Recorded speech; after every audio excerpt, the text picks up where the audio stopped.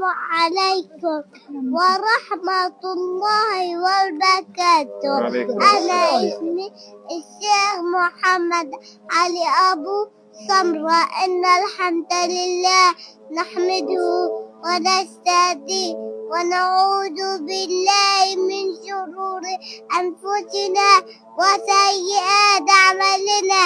من يهد الله فلا مضل له ومن يضلل فلا هادي له. وأشهد أن لا إله إلا الله وأن محمدا رسول الله. أما بعد، يقول الله تعالى: يا أيها الذين آمنوا اتقوا الله حق تقاته ولا تموتن إلا وأنتم مسلمون. يقول النبي صلى الله عليه وسلم: اتق الله حيثما كنت وأتبع السهل حسنة تضحية وخالق الناس بالقرحة.